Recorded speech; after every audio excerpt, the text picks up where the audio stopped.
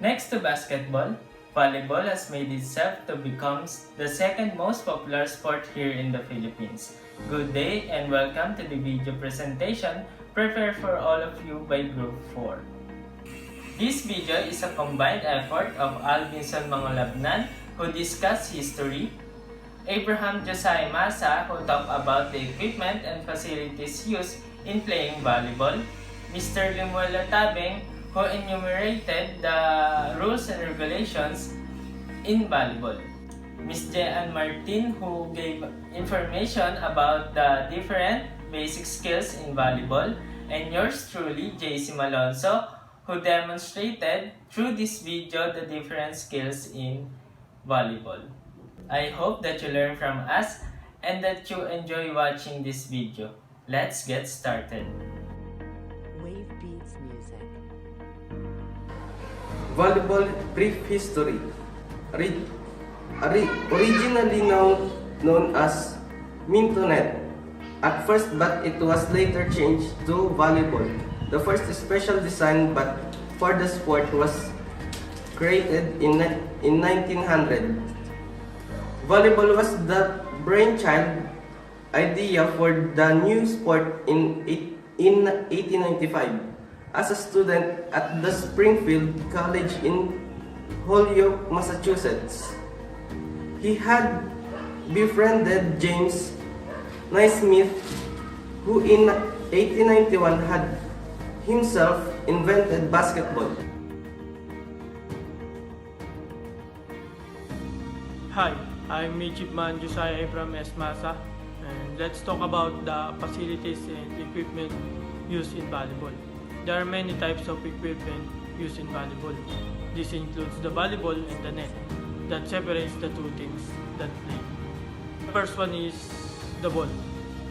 The ball standard shall be spherical, made out of flexible leather or synthetic leather, cased with a bladder inside, made of rubber or similar material. The next one is net post. Net posts are positioned 36 feet apart and 3 feet further out from the sidelines. Placed at the distance of 0.50 to 1 meter outside and side lanes. They are 2.55 m high, preferably adjustable. The next one is the net. Height of the net, placed vertically over the center line. Structure of the net is 1 meter wide and 9.5 to 10 meter long, with 25 to 50 centimeter each side of the bands, made of 10 centimeter black mesh.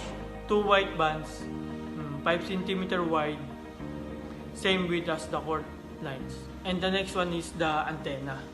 Antenna is a flexible rod, 1.80 meter long and 10 mm in diameter, made of fiberglass or similar material. And the next is volleyball court, the first equipment required to play volleyball. The playing court is a rectangle measuring 60 by 30 feet, 18 meter by 9 meter. And each side of the court is 30 feet by 30 feet in size. Lines paint in all white. All lines are 5 cm wide and have light color. Wave Beats Music.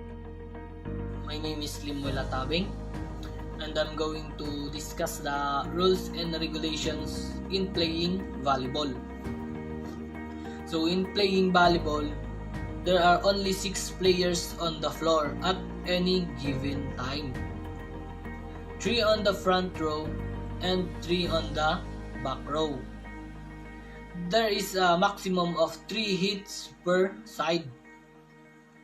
The points are made on every serve for the winning team of rally. The players may not hit the ball twice in success, and a block is not considered as a hit.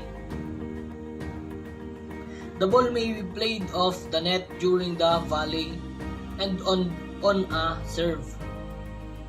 If a ball hitting a boundary lines, it is in or a score. A ball is out if it hits an antenna, the floor completely outside the court, any of the net or cables outside the antenna, the referee stand or pole, or the ceiling above a non-playable area.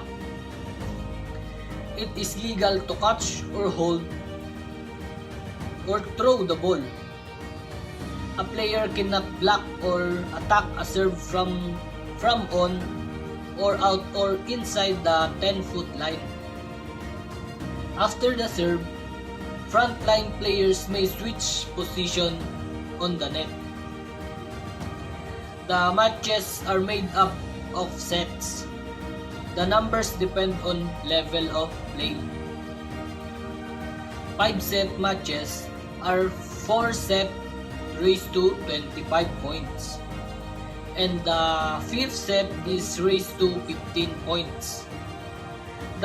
The team must win by 2 points unless tournament rules dictate, or otherwise, the first team to win 3 sets is the winner of the game.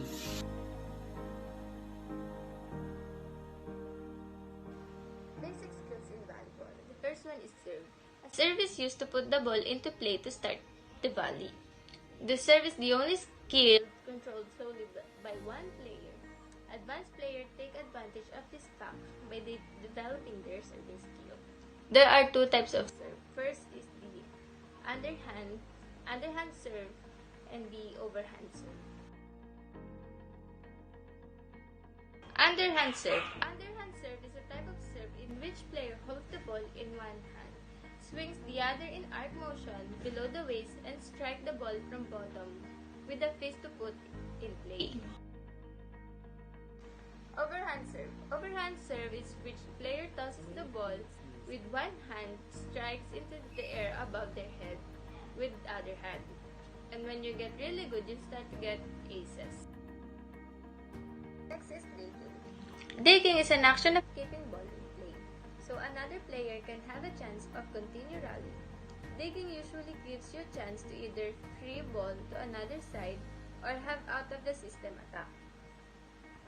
Next is the forearm pass, or dig, is used to play a ball that is coming below head height so it cannot be volley, or a ball which is traveling a great velocity.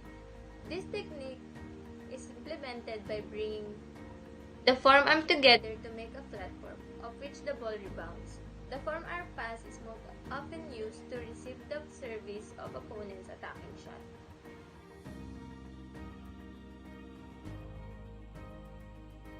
Wave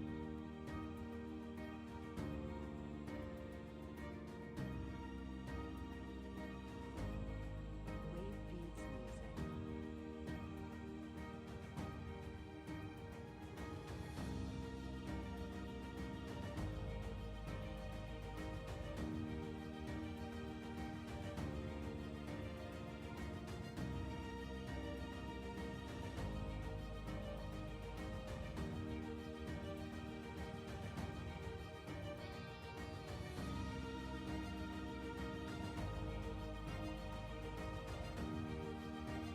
Next is blocking.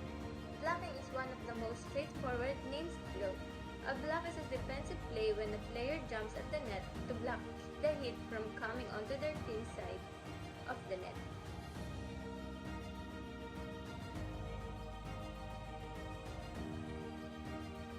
Next is attack. Attack hit is any ball that is sent over the net to the opponent. An attack is an offensive action of hitting the ball, attempting to terminate the play by hitting the ball to the floor on the opponent's side or of the opponent's